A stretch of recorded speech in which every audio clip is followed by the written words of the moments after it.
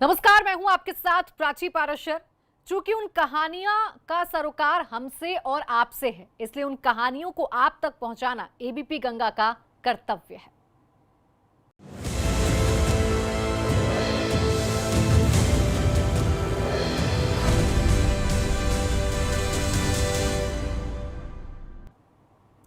तो आप देख रहे हैं सत्ते पे सत्ता। हर वीकेंड पर इसी समय सत्ते पे सत्ता शो हम लेकर आते हैं उत्तर प्रदेश और उत्तराखंड के 7 शहरों की 7 ऐसी कहानियां जो हमारे आसपास होकर भी हमारी नजरों से ओझल होती हैं।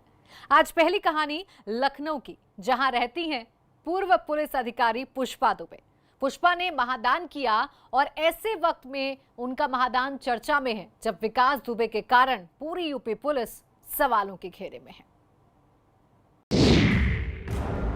कोरोना को हराने के लिए पिछले कई महीनों से देश के तमाम डॉक्टर, पुलिस वाले और सफाई कर्मी कोरोना वॉरियर्स की भूमिका अदा कर रहे हैं। लेकिन हमारे बीच कुछ ऐसे लोग भी मौजूद हैं जो चुपचाप महामारी के खिलाफ इस लड़ाई में अपनी भूमिका अदा कर रहे हैं। इन्हीं में से एक है लखनऊ की रिटायर्ड इंस्पेक्टर पुष्पा दुबे।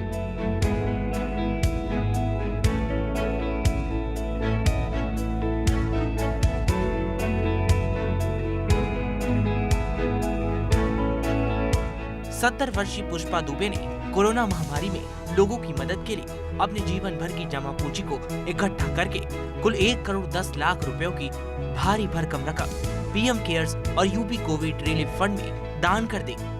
इस समय कोरोना चल रहा था, हमने कहा लाओ ये अच्छा समय है, तो हमने मैं और मैनेजर साहब से और गौरव से मैंने कांटेक्ट किया और ये जी ये वक्त पे मिल गए। तो इनसे तो आपको लगा नहीं कि भाई आपकी बुजुर्ग अवस्था है, क्या लगा पूंजी जो है आप दान कर देंगी तो अपने अरे तो खाने को बचाने को क्या करना, पेंशन नहीं मिलती, खाने पीने को मकान नहीं है, मकान बेच देंगे, क्या करेंगे। हमें कोई वो थोड़ी है कि पेंशन से हमारा खाने पीने का खर्चा तो चलेगा। कोरोना के बढ़ते संक्रमण से निपटने के लिए प्रधानमंत्री नरेंद्र मोदी ने लोगों से पीएम केयर्स में दान देने की अपील की थी, जिसके बाद पुष्पा देवी ने मुख्यमंत्री योगी आदित्यनाथ से मिलकर अपनी 34 साल की नौकरी में जमा की गई सारी पूंजी दान दे दी। हालांकि उनके दूर के रिश्तेदारों ने इस फैसले पर नाखुशी जाहिर की थी, लेकिन सबको दरकिनार कर पुष्पा दुबे ने अपने मन की बात सुनी। मैं बहुत सेटिस्फेक्शन है, मुझे कोई दुख नहीं है, कोई मैं चिंता में हाय मैंने दे दिया, हाय मैंने दे दिया। हाँ, मेरे दूर दराज के रिश्तेदारों को जरूर शौक लगा, अदरवाइज हमें कोई दुख नहीं है। हमें दुख होता तो हम क्यों ऐसा काम ही करते, देखिए है कि नहीं। 1 करोड़ 10 लाख जैसी बड़ी राशि दान करने के बाद पुष्पा दुबे का जन कल्याण का जज्बा कम नहीं हुआ है और अब वो कानपुर में अपने जमीन पर गरीब बच्चों के लिए आश्रय स्थल बनवाना चाहती हैं। मेरी एक जमीन है कानपुर में, रामा देवी पे है, वो मैं सर्च नहीं कर पा रही, इसको जरूर।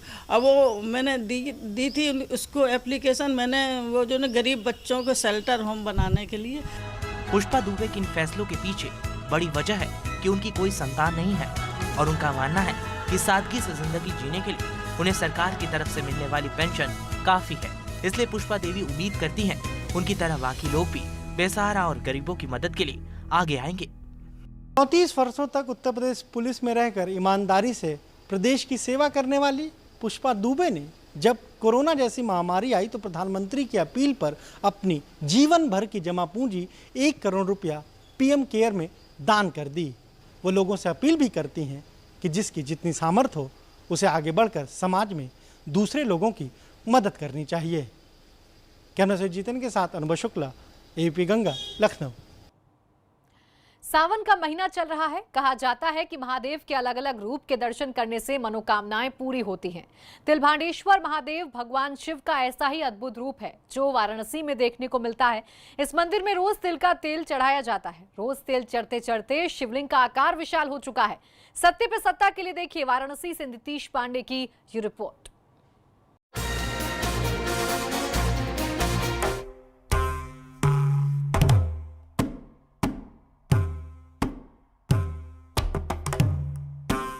गंगा की धारा, एक दूसरे से जुड़े घाट, साधु सन्यासी, सकरी गलियां और गलियों में बेफिक्र लोगों के बीच फिरते जानवर, ये तमाम रंग मिलकर जो तस्वीर बनाती हैं उसे बनारस कहते हैं। लेकिन बनारस की असल पहचान है शिव, जहां ज्योतिर्लिंग काशी के अलावा शिव के कई रूपों में से एक रूप है तिलभांडेश्वर महादेव। मान्यता है कि जिस जगह पर यह मंदिर है वहां कभी तिल की खेती हुआ करती थी, जहां ये शिवलिंग स्वयं प्रकट हुआ, जिसे तिलभांडेश्वर नाम दिया था। ये शिवलिंग जमीन से करीब 32 फीट की ऊंचाई पर है, जबकि शिवलिंग की परिधि करीब 17 फीट है। मान्यता है इस जगह पर विभांड नाम की ऋषि ने तप किया, जिसके बाद प्रसन्न होकर भगवान शिव ने उन्हें दर्शन दिए और कहा कि कलयुग में शिवलिंग में रोजाना 1 तिल बराबर वृद्धि होगी और इसके दर्शन करने वालों को मुक्ति का मार्ग प्रशस्त होगा। बराबर 1 तिल के प्रमाण से रोज बढ़ता ही रहता है। ये लोग पहले से ही लोग बड़े लोगों का बात है, ये तो उसके नापने के उलो ही बात से जो विश्वास के साथ भगवान बढ़ता रहता है। तिल के प्रमाण से रोज तिल से निकले हुआ, फीलिंग से निकला, खेती से निकला हुआ।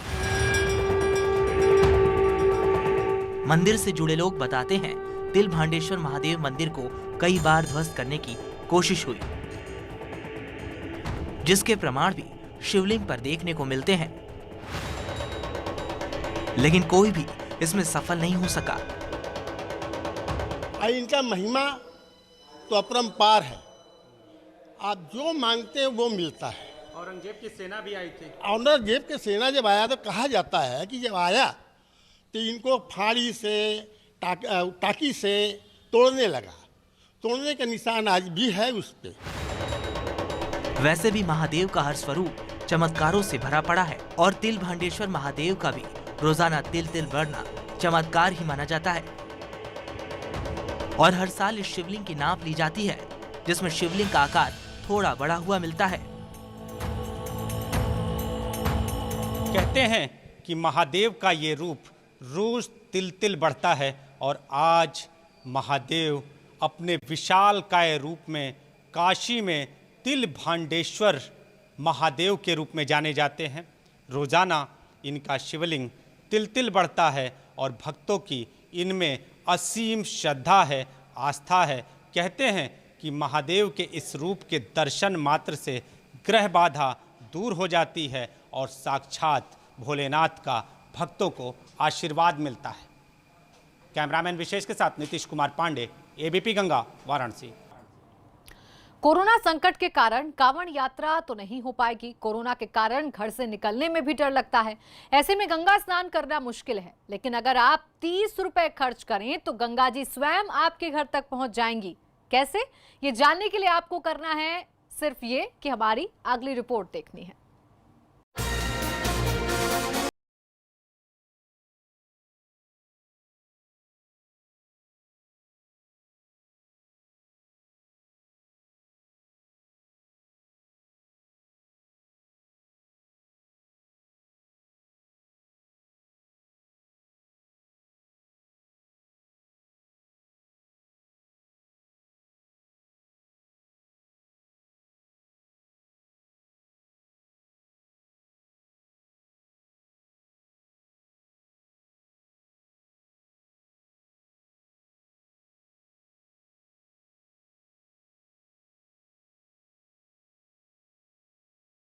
कांवड़ पर रोक लगने के बाद अब डाक विभाग घर घर गंगा जल पहुंचाएगा। इस व्यवस्था के तहत लोग अपने नज़दीकी डाक विभाग से गंगा जल मंगवा सकते हैं, जिसकी कीमत मात्र 30 रुपये होगी।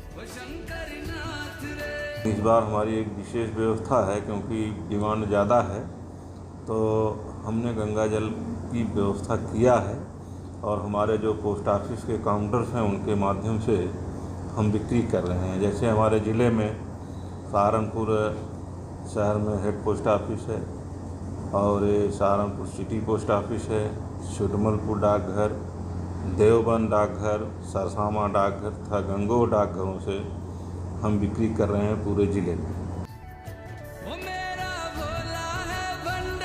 डाक विभाग के अधिकारियों का दावा है कि हरिद्वार के गंगा जल की पैकिंग कर लोगों तक पहुंचाई जाएगी। अधिकारियों के मुताबिक हर साल डाक विभाग लोगों तक गंगा जल पहुंचाता था, लेकिन इस बार कांवड़ यात्रा बंद होने से थोड़ा ज्यादा मात्रा में गंगा जल की व्यवस्था करनी पड़ेगी। अभी इधर कुछ डिमांड बढ़ी है, हमारे पास लगभग 250 से ज़्यादा स्टॉक थे, लेकिन हमने अभी स्टॉक और मंगाया है और अभी हम लोग ये व्यवस्था कर रहे हैं कि अगर कहीं जबकि मंदिर बंद हैं, अदरवाइज हमारा तो काउंटर उस मंदिर के पास भी लगाया जाता है, लेकिन इस बार ऐसा नहीं हो पाएगा। फिर भी हम पोस्टमैन के माध्यम से घरों घरों तक पहुंचाएंगे। अगर किसी की डिमांड है तो मैं उनके घर भी पहुंचा दूंगा। हर साल सावन माह में पवित्र कांवड़ यात्रा का आयोजन किया जाता है और कांवड़ यात्रा से करोड़ों हिंदुओं की आस्था भी जुड़ी हुई है। यही वजह है कि आस्था को ध्यान में रखते हुए डाक विभाग ने इस बार घर बैठे शिव भक्तों के लिए जलाभिषेक की व्यवस्था की है। एबीपी गंगा के लिए सहारनपुर से बलराम पांडे की रिपोर्ट। सब बड़े खुश हैं कि कोरोना के कारण चलो काम नहीं रुक रहा। अफसर बाबू वर्क फ्रॉम होम कर रहे हैं और स्कूल कॉलेज के छात्र ऑनलाइन लर्निंग कर रहे हैं। लेकिन क्या किसी ने सोचा है कि प्री नर्सरी वाले बच्चे भी तो कोरोना से पहले स्कूल जाते थे, लेकिन अब पढ़ भी नहीं पा रहे हैं। देखिए रिपोर्ट। कोरोना संकट की वजह से स्कूल कॉलेजों समेत देश भर के शिक्षण संस्थान पिछले कई महीनों से बंद पड़े हैं। ऐसे में स्टूडेंट्स को कोरोना संक्रमण से बचाते हुए उनकी पढ़ाई जारी रखने के लिए स्कूल और कॉलेज ऑनलाइन स्टडी सिस्टम का सहारा ले रहे हैं। हालांकि कोरोना की मार से स्कूल और कॉलेज तो उबरने लगे हैं, लेकिन छोटे बच्चों को पढ़ाने और उनकी देखरेख करने वाले प्री स्कूलों के सामने अब भी अपना कामकाज शुरू करने की चुनौती बरकरार है, क्योंकि प्री स्कूलों में जाने वाले बच्चों को मोबाइल ऐप या वीडियो कॉन्फ्रेंसिंग के जरिए पढ़ाना बेहद मुश्किल काम है। इस समय हमारे पास जो प्री स्कूल्स हैं आधी स्ट्रेंथ पे काम कर रहे हैं। That is the most difficult thing. Second is कि जो टीचर्स भी हमारी हैं, टीचर्स और स्टाफ हमारे पास उतना ही रह गया, तो टीम उतनी है, बच्चे आधे हो गए। That is number 1। 10% pre school ऐसे होंगे जो टेक्निकली बहुत साउंड हैं और ऑनलाइन क्लासेस बहुत बेहतर तरीके से ले रहे हैं, और एक बड़ी संख्या है जो बंदी की कगार पे है, इसलिए क्योंकि उनके पास फंड्स नहीं आ रहे हैं, पेरेंट्स फीस भी नहीं दे पा रहे हैं, और कई सारे स्कूल्स तो ऑनलाइन मेथोडोलॉजी भी स्टार्ट नहीं कर पा रहे हैं, ऑनलाइन ट्रेनिंग। लखनऊ में 1000 से ज्यादा प्री स्कूल चलाए जाते हैं, जिनमें तकरीबन 150 से 200 ऐसे हैं जो किसी नामी प्री स्कूल की फ्रेंचाइजी लेकर काम करते हैं, जबकि 300 के आसपास नॉन ब्रांडेड लेकिन अच्छे स्तर के प्री स्कूल हैं। इसके अलावा कई स्कूल घरों में भी चलाए जाते हैं, लेकिन कोरोना संक्रमण की वजह से सभी प्री स्कूल बंद पड़े हुए हैं, और अगर स्कूल खुल भी गए तो पेरेंट्स अपने छोटे बच्चों को फिलहाल स्कूल नहीं भेजेंगे। ऐसे में अब जिनके पास संसाधन और ट्रेंड अच्छे टीचर्स हैं, उन्होंने ऑनलाइन का रुख कर लिया है, जहां 3 साल से बड़े बच्चों को वीडियो कॉलिंग के जरिए ही एक्टिविटी या पढ़ाई कराई जा रही है, जिसमें टीचर्स को काफी मेहनत करनी पड़ रही है। छोटे बच्चों के लिए चलाए जाने वाले इन प्री स्कूलों ने भले ही ऑनलाइन स्टडीज का रुख कर लिया है, लेकिन जिन प्री स्कूलों के पास अब भी ऑनलाइन स्टडीज के लिए संसाधन नहीं है, उनके लिए अब काम करना बेहद मुश्किल होता जा रहा है। कोरोना संकट के कारण हिदायत दी जा रही है कि 2 गज की दूरी का पालन कीजिए, वर्क फ्रॉम होम कीजिए, लेकिन जरा सोचिए कि ऐसे में संसद कैसे चलेगी। लेकिन इन्हीं हालात में संसद का सत्र बुलाने की तैयारी हो रही है। कैसे, ये अविनाश तिवारी बताएंगे।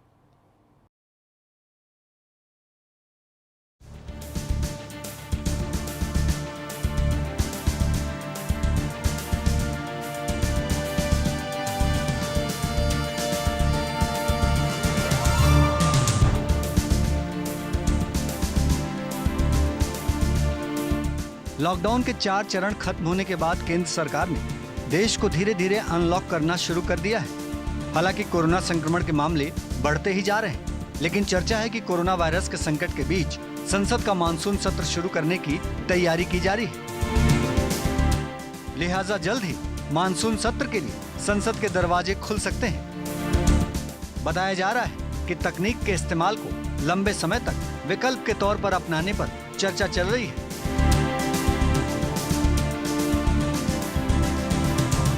सूत्रों के मुताबिक मोदी सरकार संसद का मानसून सत्र अगस्त के आखिरी सप्ताह या फिर सितंबर के पहले सप्ताह में शुरू करने की संभावनाएं तलाश रही है। इस सत्र के दौरान संसद की कार्यवाही में सांसद उपस्थित होंगे। सूत्रों का यह भी कहना है कि कोरोना वायरस के लगातार तेजी से बढ़ रहे मामलों के चलते अब तक संसद के मानसून सत्र को बुलाने पर फैसला नहीं लिया जा सका है। साथ ही ये भी कह पाना मुश्किल है कि सोशल डिस्टेंसिंग का पालन करते हुए संसद के मानसून सत्र को कैसे चलाया जाएगा। चर्चा है कि दोनों सदनों में सोशल डिस्टेंसिंग का पालन करने के लिए सांसदों को 3 जगहों पर बैठाया जाएगा।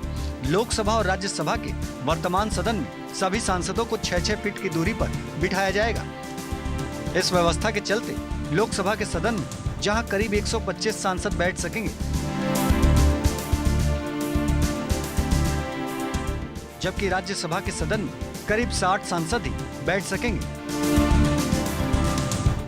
इसके अलावा सांसदों को सदन की दर्शक दीर्घा में भी बैठने का इंतजाम किया जा रहा है।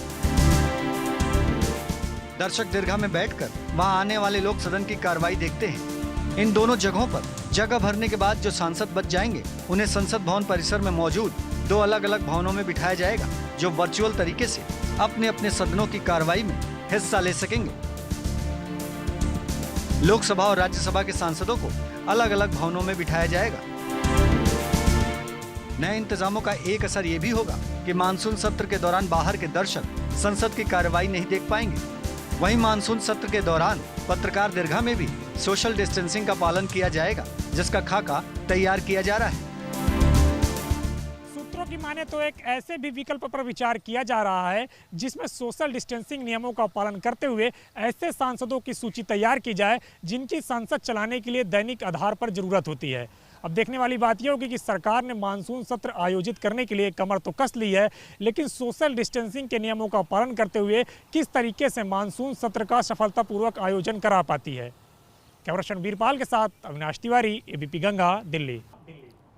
महाभारत के अर्जुन के किस्से तो आपने खूब सुने होंगे, लेकिन अब मिलिए आज के अर्जुन से, जो है सिर्फ 6 साल का, लेकिन इस छोटी सी उम्र में ही इस अर्जुन ने बड़ा लक्ष्य तय कर रखा है।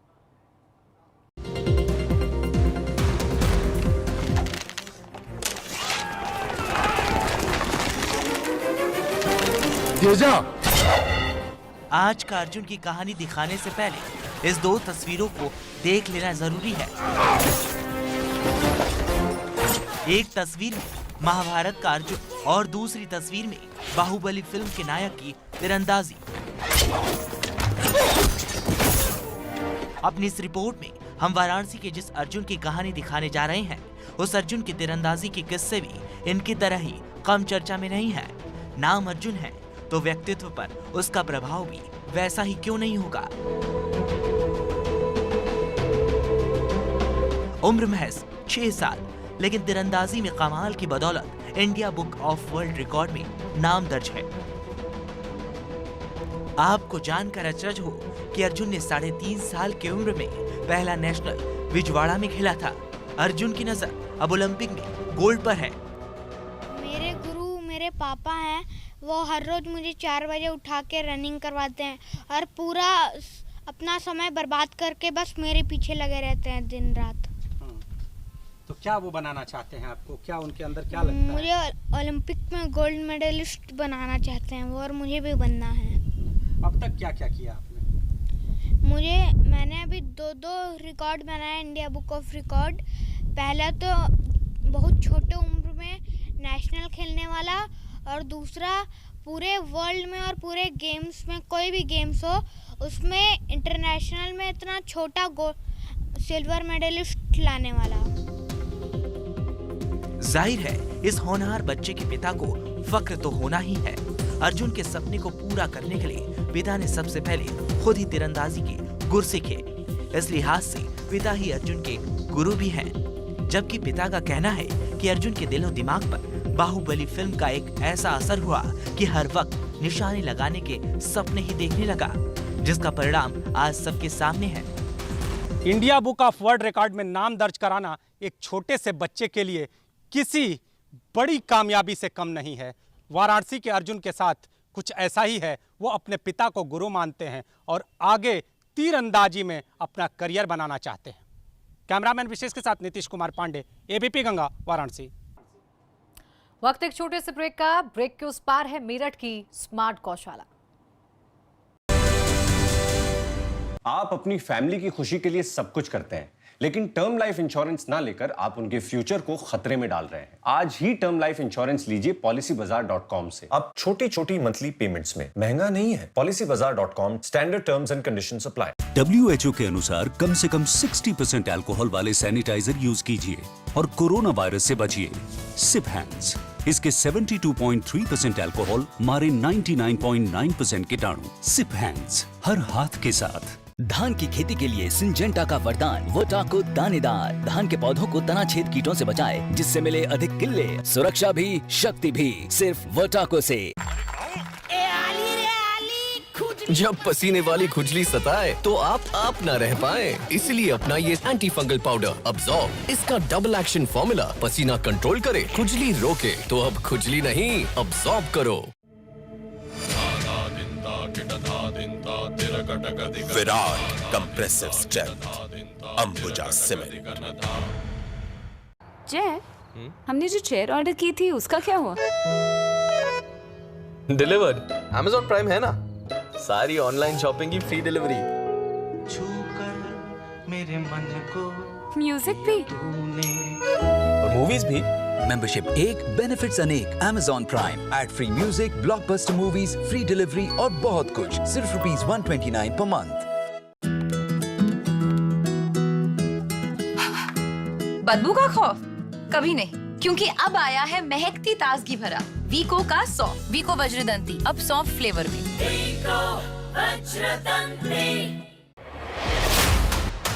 सियासत हो या आपका सरोकार, मौसम का मिजाज हो या कारोबार, यूपी में हफ्ते भर की हर हलचल। माहौल क्या है? शनिवार रात 8 बजे। Presented by Dabur Lal Dant Panchan Swasth Masude Mazboot Daant, powered by Magan Rus, खाओ मगन रहू मगन। बालन हेयर ऑयल एंड शैम्पू इस्तेमाल करें और फर्क देखें। को पावर्ड बाय किसान green paradise Lucknow. Unlock offer मात्र 451 रुपए पर स्क्वायर फीट। बुक करें और साथ ही पाएं निश्चित उपहार। नंदी चोकर युक्त आटा, नंदी नाम विश्वास का।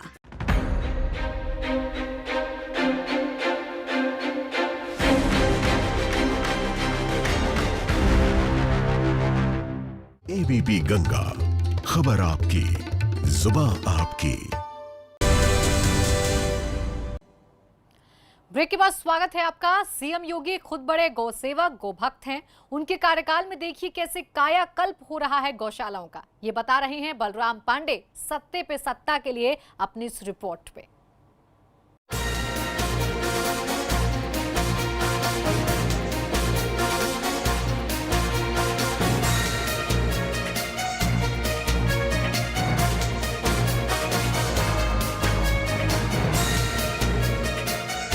उत्तर प्रदेश के तमाम हिस्सों से गायों की बदहाली की तस्वीरें अक्सर आपने देखी होंगी, जहां सरकार की तमाम कोशिशों के बावजूद गौशालाओं में देखरेख न होने की वजह से गायें दम तोड़ देती हैं।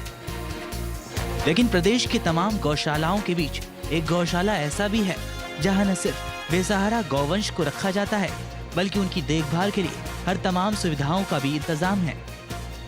अनुरूप यहाँ पर मेरी हस्तनापुर विधानसभा में ये आधुनिक गौशाला बनाई गई है और इसमें जो भी आसपास में जो आवारा पशु होते थे वो सब ला कर के अपने वीडियो के माध्यम से, ब्लॉग के माध्यम से उनको यहाँ पर लाते हैं, रखते हैं उनको, और उनको बाकायदा अगर कोई बीमार भी हो तो उसका उपचार भी यहाँ पर स्वास्थ्य विभाग द्वारा कराया जाता है। इस गौशाला में करीब 900 पशु रहते हैं, जिसमें से 400 गायें दूध देती हैं।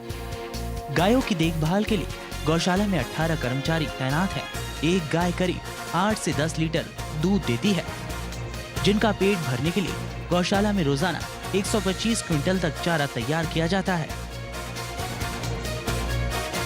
इसके अलावा बीमार होने पर पशुओं के इलाज के लिए आईसीयू भी बनाया गया है, जहां एक पशु डॉक्टर और हेल्पर 24 घंटे तैनात रहते हैं। मेरठ के इस आदर्श गौशाला में मुहैया कराई गई इन तमाम सुविधाओं की वजह से अब ये बेजुबान यहाँ से बाहर नहीं जाते। मेरठ से सत्ते पे सत्ता के लिए बलराम पांडे की रिपोर्ट। तो आज के लिए बस इतना ही। कल शाम 7 बजे फिर लौटेंगे सत्ते पे सत्ता में 7 शहरों की 7 कहानियां लेकर। आप देखते रहिए एबीपी गंगा।